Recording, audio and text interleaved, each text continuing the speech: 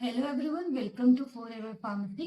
आज हम डिस्कस करने वाले हैं फार्मास्यूटिकल ऑर्गेनिक केमिस्ट्री पर यूनिट 2 के पार्ट 3 से, जो कि है कॉन्जुगेटेड डाइस। हमने लास्ट दो पार्ट में क्या देखा है, कंप्लीट डिटेल्स ऑफ अल्केन्स। हमने सभी चीजें जो आपके सिलेबस में अल्केन्स के वो सभी डिस्कस किया और अल्केन्स के बारे में कंप्लीट पार्ट 2 में डिस्कस किया। आज हम डिस्कस करने वाले हैं कॉन्जुगेटेड डाइस, जो कि थर्ड पार्ट है। सिलेबस में देखते हैं कि आपको कॉन्जुगेटेड डाइस में क्या क्या चीजें दी गई है। तो कॉन्जुगेटेड डाइस की बात करें, कॉन्जुगेटेड आयंस की क्या है, उसकी हमें स्टेबिलिटी ऑफ कॉन्जुगेटेड आयंस देखने, डाई-एल्डोज रिएक्शन देखने, इलेक्ट्रोफिलिक एडिशन रिएक्शन देखने, free radical addition reaction of conjugated ions देखने और एलाइलिक रीअरेंजमेंट आपके सिलेबस में दिया गया है। तो हम स्टार्ट करते हैं कॉन्जुगेटेड डाइंस से। कॉन्जुगेटेड डाइंस से स्टार्ट करने से पहले हमें देखना होगा कि कॉन्जुगेटेड डाइंस का मतलब क्या होता है। डाइंस क्या होता है? डाइंस है hydrocarbon that have double bond which may be or may not be adjacent। इसका मतलब क्या होता है? डाइंस का एक हाइड्रोकार्बन से, हाइड्रोकार्बन का मतलब ऐसे कंपाउंड जो कार्बन हाइड्रोजन से बना। तो डाइंस के हाइड्रोकार्बन से जिसके पास दो डबल बॉन्ड है, जो मतलब एडजेसेंट हो सकते हैं, फिर एडजेसेंट नहीं हो सकते। अगर दो डबल बॉन्ड है मतलब उसको हम क्या कहेंगे? डाइंस कहेंगे। तो टाइप्स ऑफ डाइंस क्या है? तीन टाइप्स की डाइंस है। पहला है कॉन्जुगेटेड डाइंस। कॉन्जुगेटेड डाइंस का मतलब है, जो आपके सिलेबस में भी है, कॉन्जुगेटेड डाइंस क्या होता है? When double bonds are separated by one single bond और double bond are present on adjacent carbon atom, उसको हम क्या कहेंगे? Conjugated dice. एग्जांपल से समझे कि इसका मतलब क्या है, क्या बोला है कि जो डबल बॉन्ड से सेपरेटेड कैसे? एक सिंगल बॉन्ड से सेपरेटेड, मतलब दो डबल बॉन्ड एक सिंगल बॉन्ड से सेपरेटेड, या फिर जो डबल बॉन्ड जो क्या अल्टरनेट कार्बन पे प्रेजेंट है, उसको हम क्या कहते हैं? Conjugated dice. मतलब अगर डबल बॉन्ड है, फिर यहाँ सिंगल बॉन्ड है, फिर डबल बॉन्ड है, उसको हम क्या कहेंगे? कॉन्जुगेटेड डाइंस कहेंगे। नेक्स्ट है क्यूमुलेटिव डाइंस। क्यूमुलेटिव डाइंस क्या होता है? When two double bonds are present on same carbon atom. इसका मतलब क्या? अगर डबल बॉन्ड्स कहाँ पे प्रेजेंट है? सेम कार्बन एटम में प्रेजेंट होंगे, तो उसको हम क्यूमुलेटिव डाइंस कहेंगे। जैसे कि हमने क्यूमुलेटिव में क्या देखा था? अल्टरनेट डबल बॉन्ड्स है, लेकिन यहाँ पे सेम ही कार्बन एटम पे क्या होंगे? डबल बॉन्ड्स है। फिर ये कार्बन एटम है, इस पे क्या है? दो यहाँ पे डबल बॉन्ड है और दो यहाँ डबल बॉन्ड है। इसका मतलब क्या है? उसको हम क्या कहेंगे? क्यूमुलेटिव डाइंस कहेंगे। नेक्स्ट है आइसोलेटेड नॉन कॉन्जुगेटेड डाइंस। ये क्या होते हैं? इसका मतलब होता है when two double bonds are separated by more than one single bond. मतलब अगर एक से ज्यादा सिंगल बॉन्ड से डबल बॉन्ड्स को हमने सेपरेट किया, तो उसको हम कहेंगे आइसोलेटेड या फिर नॉन कॉन्जुगेटेड डाइंस। मतलब वो सेपरेट होंगे, ना ही क्यूमुलेटिव में, मतलब एडजस्ट नेक्स्ट कार्बन पे भी नहीं होंगे, ना ही एडजेसेंट कार्बन पे होंगे। एग्जाम्पल से समझे तो CH2 double bond CH2 bond CH2 bond CH double bond CH2, मतलब ये जो डबल बॉन्ड से एक नंबर ऑफ कार्बन एटम से एक सिंगल बॉन्ड से ज्यादा सेपरेटेड, मतलब यहाँ पे दो बार सिंगल बॉन्ड आ गए हैं, उसके बाद डबल बॉन्ड आया है, इसको हम क्या कहेंगे? आइसोलेटेड। या फिर ट्रिपल होता है, 4 टाइम्स होता है, वो डिपेंड करेगा, मतलब मोर देन वन होना चाहिए। ठीक है, यहाँ पे दो बार दिखा है एग्जाम्पल में, तो दो से ज्यादा है, तो यहाँ तब उसको हम क्या कहेंगे? आइसोलेटेड डाइंस कहेंगे। Next stability of conjugated dice. एक इंपॉर्टेंट टर्म है, जिसको हमें पढ़ना है। कॉन्जुगेटेड डाइंस क्या होता है, ये समझे हमने। तो कॉन्जुगेटेड डाइंस की स्टेबिलिटी बाकी दो डाइंस से बदल जाते हैं, आइसोलेटेड या फिर क्यूमुलेटेड डाइंस से कैसे ज्यादा रहेगी। तो किसकी स्टेबिलिटी ज्यादा, तो उसका रीजन भी देखेंगे हम क्यों ज्यादा रहेगी। Conjugated dienes are more stable than non conjugated dienes. दोनों के बारे में बात करें, बोलता है isolated and cumulated due to factors such as delocalization of charge through resonance and hybridization energy. इसका मतलब क्या है?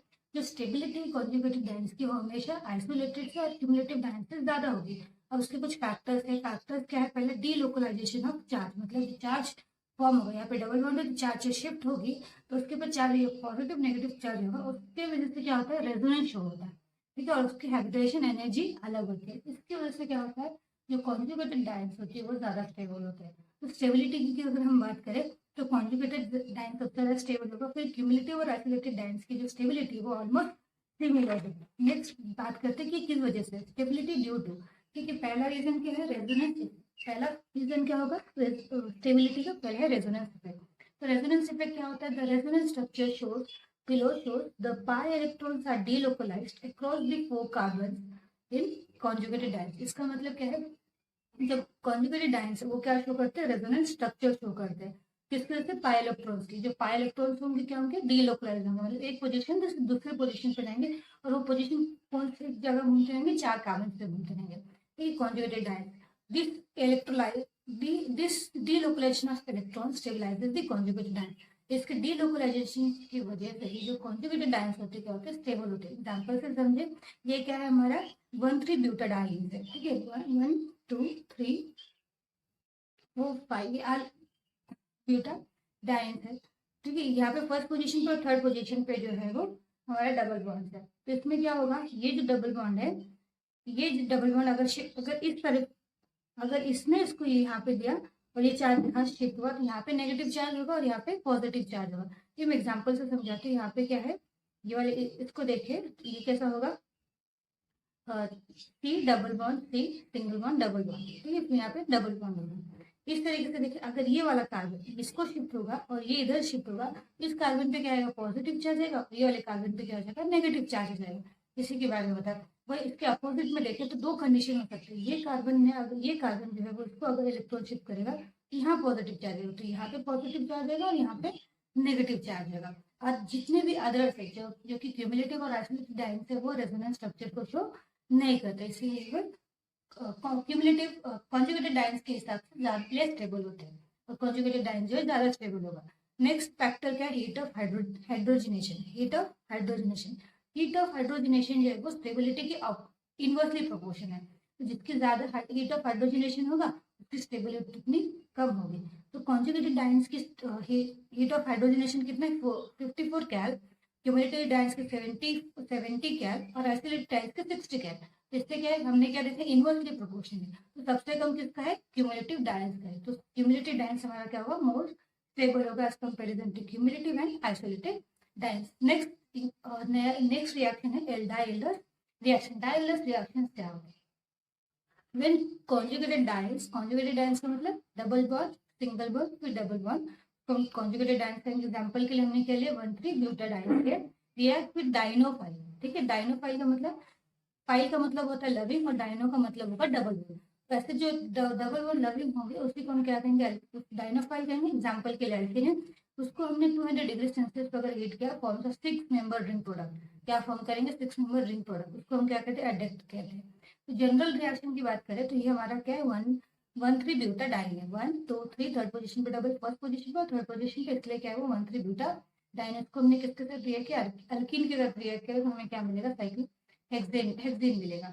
अगर इसका मैकेनिज्म समझे तो ये क्या होगा, दो मैकेनिज्म से ये पॉसिबल हो सकता है। पहला मैकेनिज्म हो सकता है कि रेडिकल फॉर्म हो या फिर चार्जेस फॉर्म हो। तो ये डायरेक्टली आप दोनों से समझ सकते हैं, क्योंकि मतलब मैंने दोनों को एक ही से समझा दिया है।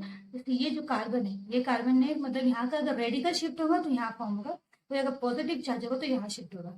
यहाँ पे पॉजिटिव चार्ज आएगा तो ये जो है उसको शिफ्ट करेगा, फिर ये इस तरीके से शिफ्टिंग होती रहेगी और बॉन्ड जो है वो शिफ्ट होगा।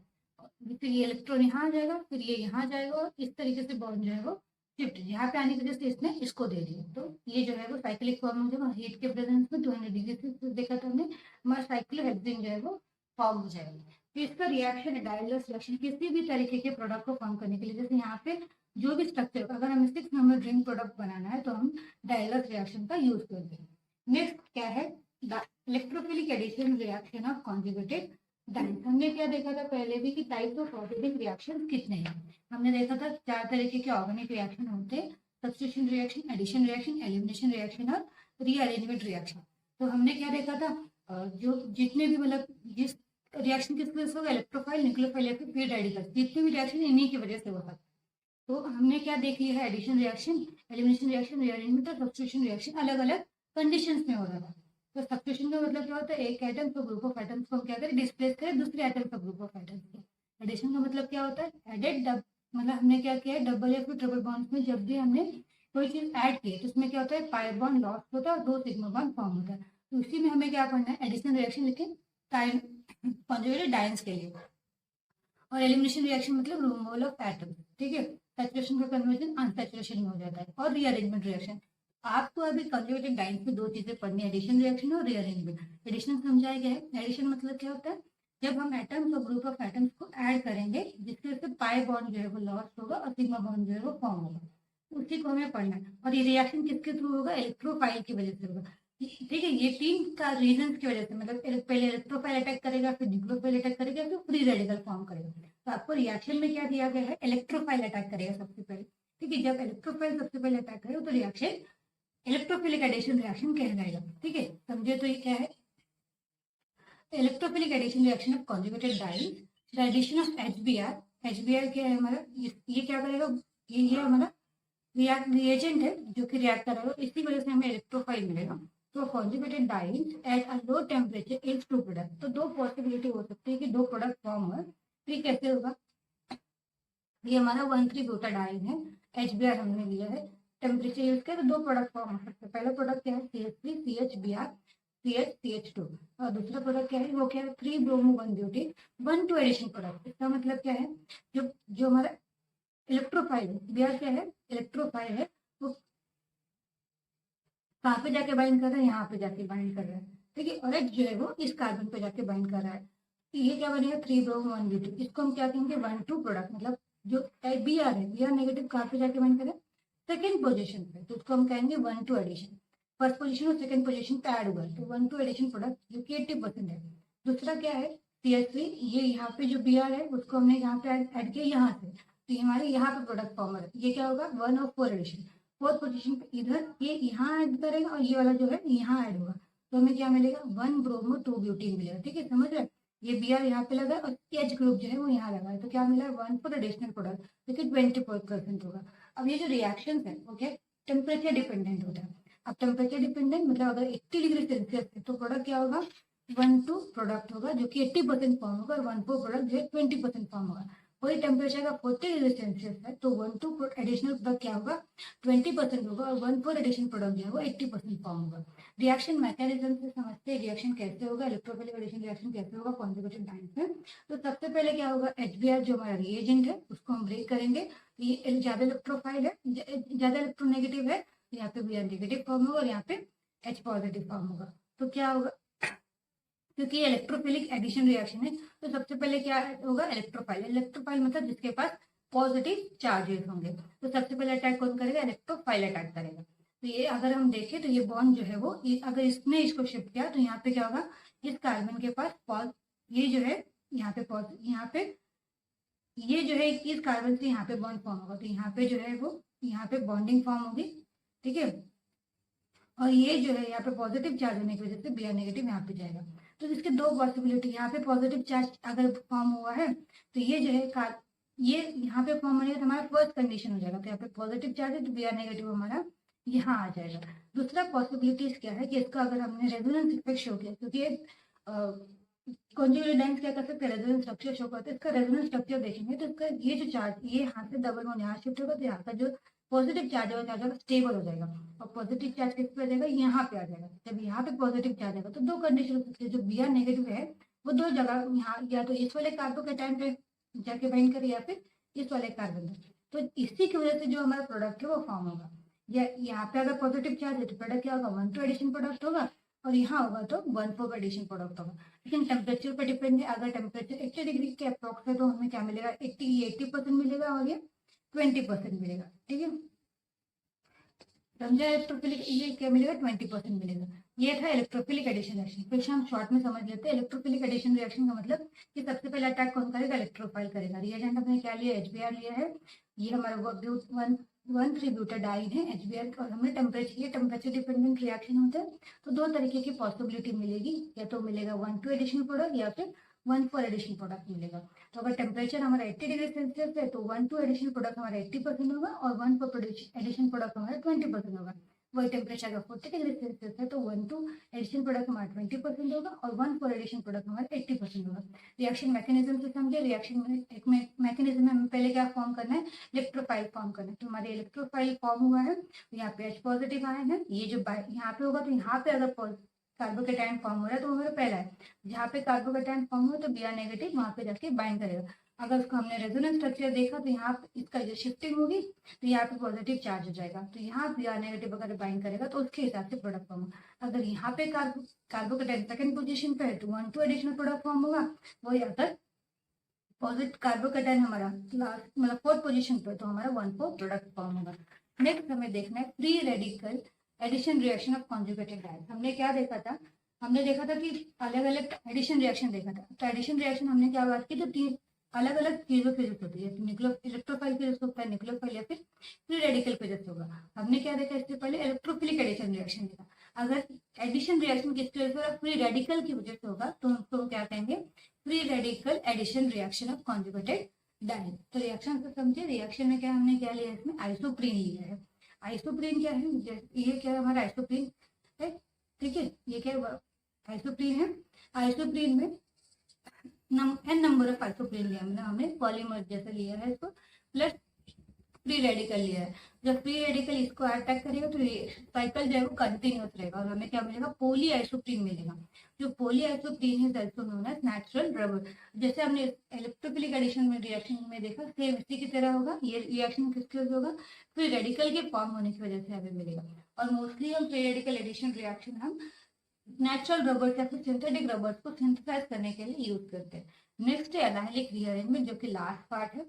एलाइलिक रीअरेंजमेंट से पहले हम देख लेते हैं कि एलाइलिक का मतलब क्या होता है। ये क्या आप देख लीजिए, क्या है नेक्स्ट, क्या है, ये है रीअरेंजमेंट रिएक्शन। ठीक है, 4 तरीके के रिएक्शन होते हैं, सब्स्टिट्यूशन, एडिशन, एलिमिनेशन और रीअरेंजमेंट रिएक्शन।